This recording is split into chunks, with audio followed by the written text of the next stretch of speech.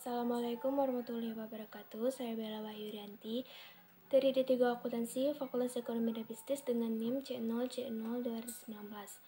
Di sini saya sedikit ingin menjelaskan tentang materi kerangka dasar penyusunan dan penyajian laporan keuangan syariah. Kerangka dasar penyusunan penyajian laporan keuangan syariah. Kerangka dasar merupakan rumusan konsep yang mendasari penyusunan dan penyajian laporan keuangan bagi para pemakai eksternal.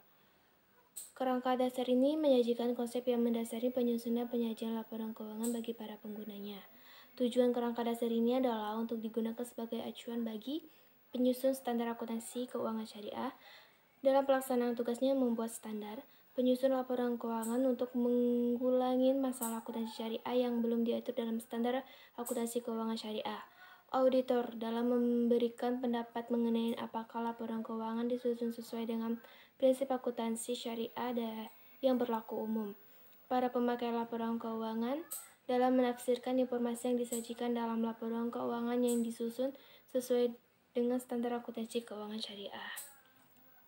Pemakaian laporan keuangan meliputi investor sekarang dan investor potensial, pemilik dana rohar, pemilik dana syariah temporer, pemilik dana titipan, pembayaran dan penerima zakat, infak, sedekah dan wakaf, pengawas syariah, karyawan, pemasaran dan mitra usaha lainnya, pelanggan, pemerintah serta lembaga-lembaga masyarakat.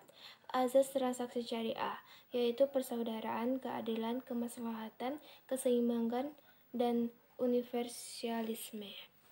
Karakteristik transaksi syariah.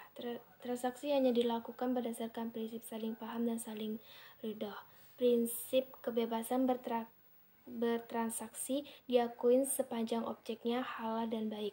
Uang hanya berfungsi sebagai alat tukar dan satuan pengukur nilai, bukan sebagai komoditas.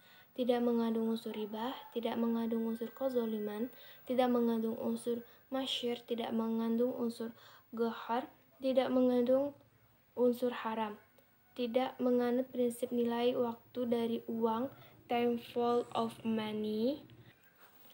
Transaksi dilakukan berdasarkan suatu perjanjian yang jelas dan benar serta untuk keuntungan semua pihak tanpa merugikan pihak lain.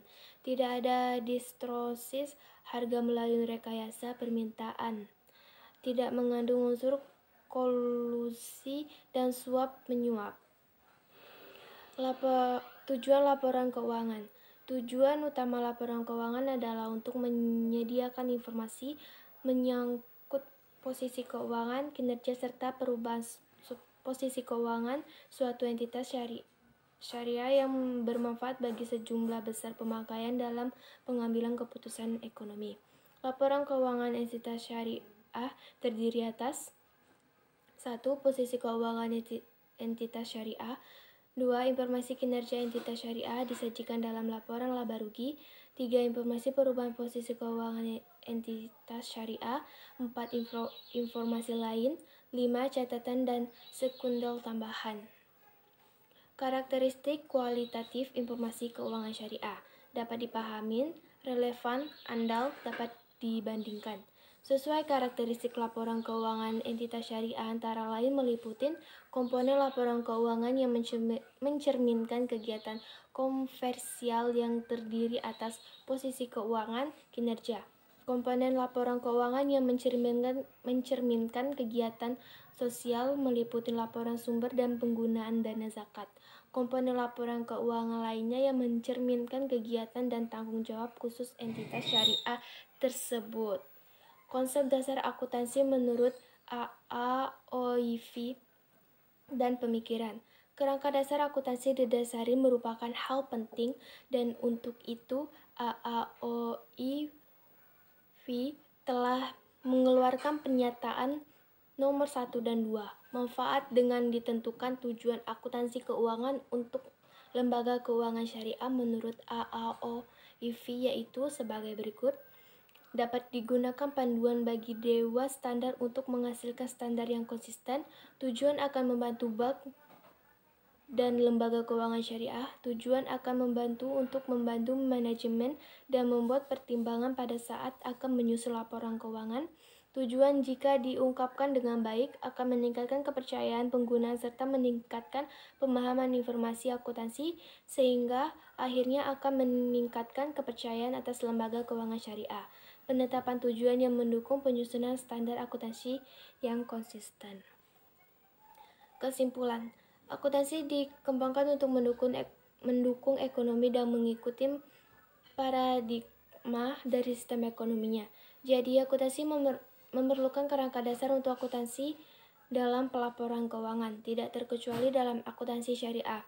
Ada berbagai macam kerja dasar akuntansi yaitu keuangan dasar, penyusunan dan penyajian laporan keuangan syariah, KDPPL, KDS, menurut PSAK, konsep dasar akuntansi menurut AAOIV, dan konsep dasar akuntansi menurut pemikiran Islam.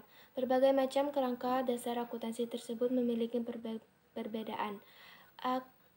KDPL KDS menurut PSAK dan konsep dasar akuntansi menurut AAOIV mempunyai perbedaan dalam segi paradigma, azas, karakteristik, bentuk laporan keuangan, syarat laporan keuangan, dan lain-lain. Sedangkan konsep dasar akuntansi menurut pemikiran Islam masih terdapat banyak perdebatan antara para pemikir.